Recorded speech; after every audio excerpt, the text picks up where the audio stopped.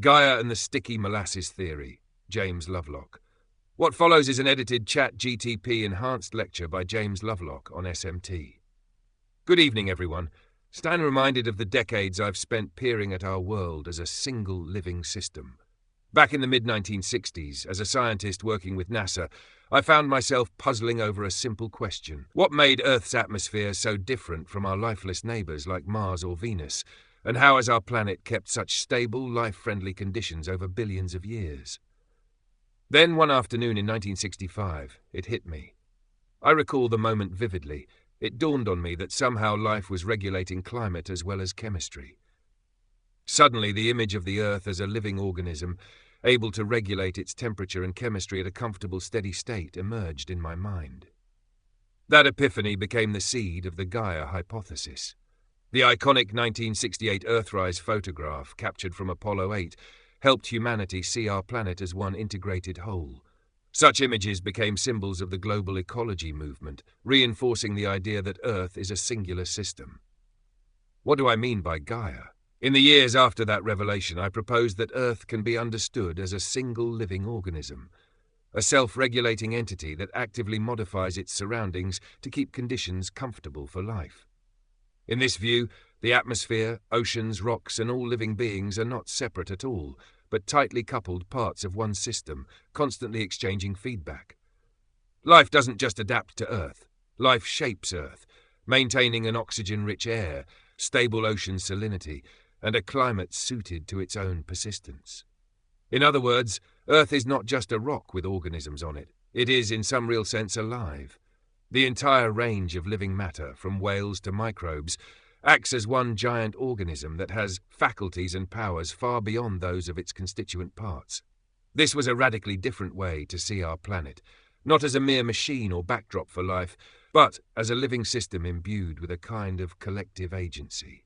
Now, I was careful in those early days to emphasize that Gaia's agency was not akin to conscious intent. I wasn't claiming the Earth deliberately keeps itself healthy in the way a doctor tends a patient. Rather, through innumerable feedback loops among organisms, air, water, and soil, the planet maintains homeostasis. We even built a simple simulation called Daisy World to show how feedback alone, without any planner, could stabilize a planet's climate. In that model, black and white daisies growing under different temperatures naturally adjust their populations and, in doing so, keep the planet near an optimal temperature for life. This is Gaia, a self-regulating, interdependent web of life and environment, emergent and decentralized. No single species or mechanism is in charge. Instead, countless interactions collectively produce a coherent, stable whole. I often argue with my scientific critics that there is no single mechanism behind Gaia. The stability emerges from the network of connections, many of which we may never fully map or predict. This kind of holistic thinking was uncomfortable for some, because science traditionally seeks linear causes and isolated parts. Yet life and Earth evolved together, entwined in a dance of feedback and adjustment. My late colleague Lynn Margulis liked to say that Darwin's theory wasn't wrong, just incomplete. Evolution isn't only about competition in a static environment, but also about cooperation that transforms the environment. Gaia, in essence, rejects the idea of strict isolation or purely mechanical evolution. It paints life and Earth as partners in a grand, continuous self-adjustment. The Sticky Molasses Theory, a relational cosmos. In recent years, and this might surprise some of you, I've been intrigued by another provocative idea, one with a delightfully whimsical name, the Sticky Molasses Theory, or SMT for short. At first blush, sticky molasses might make a scientist chuckle, but behind the playful metaphor is a profound proposal about the entire universe. Where Gaia views Earth as a network of life and matter, SMT suggests that everything in existence is connected by a kind of universal stickiness. This theory envisions the cosmos itself as one vast relational web, as if all phenomena are immersed in a thick molasses-like medium that binds them together. According to SMT's tenets, there are no isolated entities. Everything is a relational process. Stickiness is fundamental. In other words, nothing exists entirely on its own. The identity and behavior of anything, be it a particle, a person, a planet, arise from its relationships to everything else. The degree to which two phenomena influence each other is not incidental, it is the defining feature of their being. This is a striking claim. Connection is more basic than separation. What does it mean to treat stickiness as fundamental? It means we shift from thinking of the universe as made of independent objects that occasionally interact, to thinking of it as interactions all the way down, a continuous field of influence. SMT proposes that what we call the laws of nature are not fixed commandments handed down at the universe's birth, but rather emergent habits of this cosmic relational process. In fact, proponents say that even physical laws themselves emerge from the sticky dynamics of the whole. Nature's regularities are like patterns of eddies in a flowing syrup, forming and dissolving in response to the totality of interactions. This is a radically non-mechanistic view of cosmology. Instead of a clockwork universe of isolated cogs, we get a universe more like a gelatinous, pulsating organism, where every part is in subtle communication with every other part. SMT doesn't stop at physics. It ventures into the philosophical, one might say metaphysical, realm by suggesting that consciousness itself is intrinsic to this web of relations. In this view, mind is not an emergent byproduct that magically appears only in brains. Rather, consciousness is not emergent, but intrinsic. It arises not from material configurations, but from the inward-facing aspect of stickiness. This poetic notion implies that wherever there is connection and relationship, there is also an interior aspect, a subjective side, however rudimentary it might be. Just as gravity might be considered the outward sticky force that holds planets in orbit, perhaps consciousness, or experience, is the inward stickiness that glues reality together from within. SMT invites us to imagine that the universe has a kind of inner life, or at least that the spark of awareness is woven into the very fabric of interactions, from quarks to quasars. It's a bold idea, one that stretches scientific comfort zones into philosophical territory, but it resonates with an age-old intuition that everything is connected. Parallels in interdependence and feedback. Now, you may have noticed that Gaia and SMT, despite one dealing with Earth's biosphere and the other with the entire cosmos, sound like kindred ideas. When I first learned of SMT's core principles, I felt a familiar excitement. Here was another framework pushing back against the fragmented, mechanical worldview. Let me highlight a few key parallels between Gaia theory and the sticky molasses theory. Interdependence. Both Gaia and SMT begin from the premise that nothing exists in isolation. In Gaia, every species, rock, ocean current, and atmospheric gas is part of a tightly woven tapestry. The well-being of one strand depends on the others. SMT universalizes this, asserting that every thing is essentially a nexus of relationships defined by its connections. In both models, to be is to be in relation. This interdependence means the focus is not on individual components, but on the network that joins them. Feedback loops and self-regulation. A crucial feature of Gaia is its feedback mechanisms, the way outputs of processes loop back as inputs, creating self-correcting cycles. For example, if the planet starts to overheat, certain biological responses, like expanding populations of reflective organisms, as in Daisy World, can cool it back down. Similarly, SMT emphasizes that interactions are not one way. Influences circle around and feed back. Cause and effect entwine in circuits. We might say that outputs become inputs in a cosmic dance. Both theories reject linear, one-directional causality. Instead, circular causation feedback produces stability and coherence. Just as life feeds back on the Earth to regulate conditions, every part of the universe feeds back on every other, directly or indirectly in SMT's relational cosmos. Emergent coherence. Out of this interdependence and feedback arises emergent order. In Gaia, myriad random actions by microbes, plants, and animals somehow sum up to a remarkably stable planetary environment, an atmospheric composition and temperature range that has kept steady over geological eons. This stability wasn't engineered top-down, it emerged from bottom-up interactions. SMT likewise implies that the coherence of the cosmos, the formation of galaxies, the intricate structure of ecosystems, even perhaps the appearance of minds, is an emergent property of universal stickiness. Order and patterns, including what we call physical laws, crystallize out of chaos through relational feedback. Both models thereby portray a world where self-organization is fundamental. There is no need for an external clockmaker or a central command. Complexity organizes itself. In this way, Gaia and SMT align with the science of complexity and systems theory, which shows how simple interactions can yield organized, adaptive wholes. Rejection of strict mechanism. Both Gaia and SMT are, at heart, rebellions against a strictly mechanistic worldview. The mechanistic view would have us dissect Earth into isolated chemical and physical parts, or treat the universe as a collection of separate particles obeying fixed laws. Gaia and SMT instead see life, mind, and matter as deeply entangled.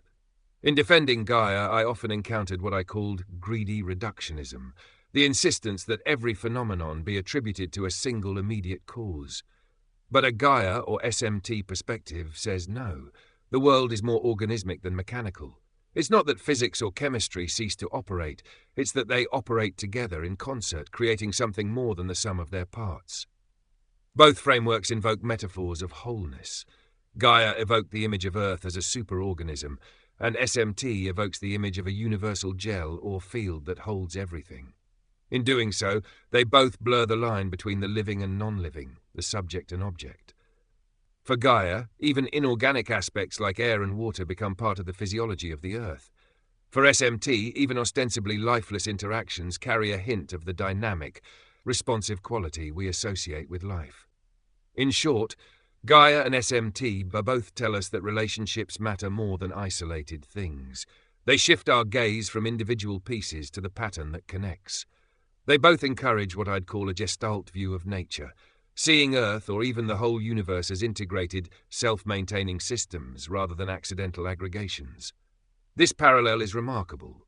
One theory born from Earth science, another from a mix of cosmology and philosophy, converging on a message of unity, interdependence, and emergent harmony. Differences in scale and focus. Of course, for all these similarities, Gaia and the sticky molasses theory are not the same thing. They operate at different scales and have different emphases. It's important to address these differences in scale and focus. Scope. Planetary versus cosmic. The most obvious difference is scope. Gaia is about Earth. It is a theory rooted in biology, geology, and atmospheric science, the specific conditions of our home planet. Its focus is the biosphere, the thin skin of life and life-interacted material on an otherwise inert rock. In contrast, SMT is about the entire universe and possibly whatever reality extends beyond our physical universe. SMT aspires to be a kind of metaphysical cosmology, applying to all phenomena at all scales, from subatomic particles to galaxies, from chemical reactions to human minds. Where Gaia sees Earth's biosphere as a singular living system, SMT sees the whole cosmos as a singular relational field.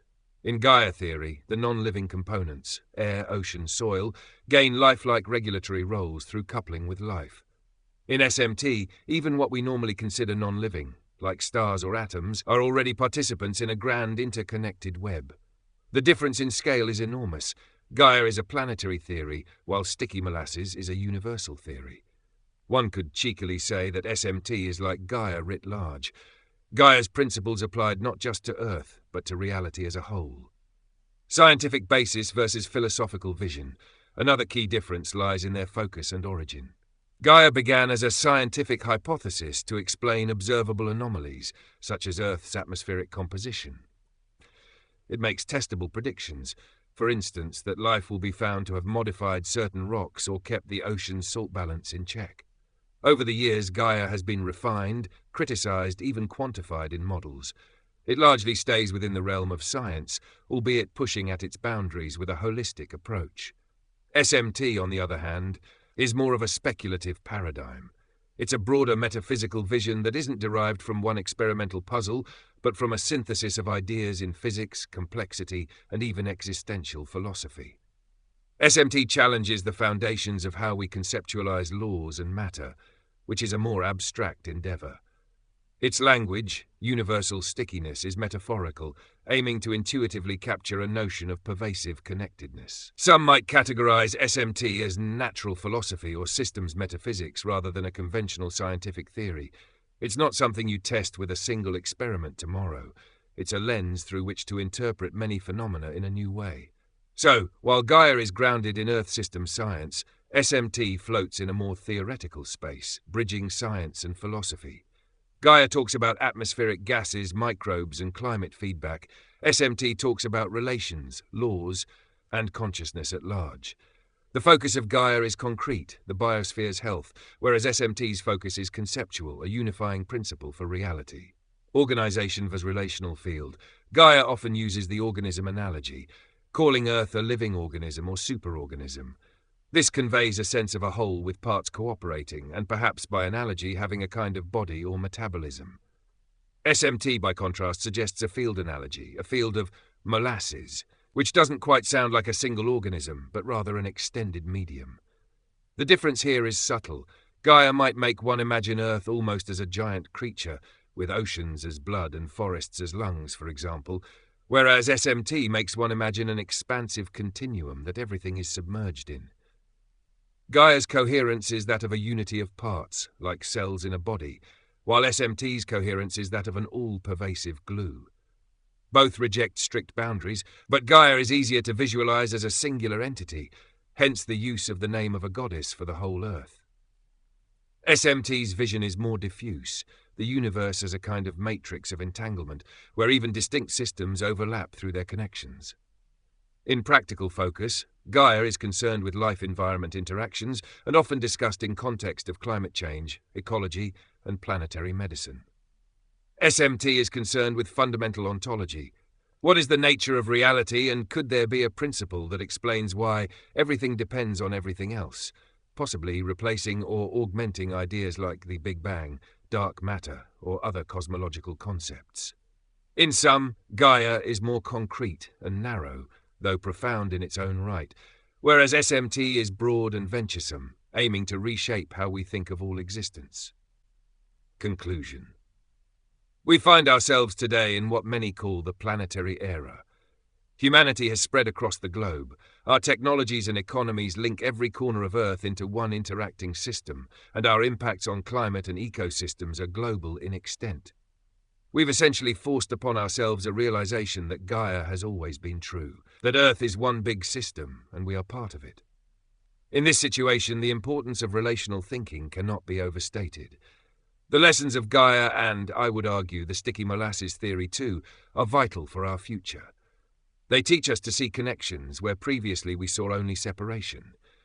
They urge us to think in terms of networks, systems, and communities, rather than isolated actors or simple linear causes. If we embrace the Gaian view, we start to feel that hurting any part of the biosphere is ultimately hurting ourselves because it's all one body. If we extend our imagination with SMT, we might even feel that all of reality is a kind of family, stars and trees and people bound by the molasses of being. This shift in mindset, from disconnection to connection, is not just abstract. It has tangible consequences for how we behave.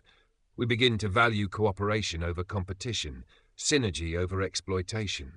We become more comfortable with complexity and patience, understanding that feedback delays mean today's actions could reverberate years later in unexpected ways. We might develop what some call planetary consciousness, awareness that we are participants in a larger living process, be it Gaia or the cosmic web. In my lifetime, I've seen our scientific understanding make extraordinary leaps, but our societal wisdom sometimes lag behind. We are clever, but not always wise. To become wise, I believe we must cultivate a relational view of the world. That is why I have often implored people to consider that the Earth is alive. It's not just a metaphor. It is a reality we'd do well to fix firmly in our minds. When you hold that thought, that the Earth is not a dead thing, but a living entity of which we are a part, your sense of responsibility and empathy naturally deepen. Suddenly, pollution is not just dirtying an environment, it's poisoning our collective body. Climate change is not just a technical anomaly, it's a fever for Mother Earth. In the same vein, SMT's grander vision whispers that perhaps everything we do, even our thoughts and feelings, matter in the great scheme, because everything is woven together.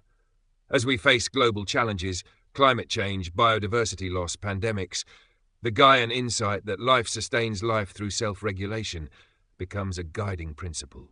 We must help Gaia heal and regulate, not hinder it. This might mean reimagining our role, We are not masters over nature, but co-authors within it. And if SMT's perspective holds any truth, then our sense of self might extend even further. We could see ourselves as local concentrations of a universal process, threads in the cosmic tapestry. That instills not only humility, but also a profound sense of belonging. I'll conclude with a personal, visionary note. After a long journey formulating Gaia and defending it, I find it beautifully poetic that a concept like the sticky molasses theory is now emerging. It tells me that the zeitgeist, the spirit of the times, is moving toward wholeness. We are beginning to seek frameworks that reconcile the objective and the subjective, the scientific and the spiritual.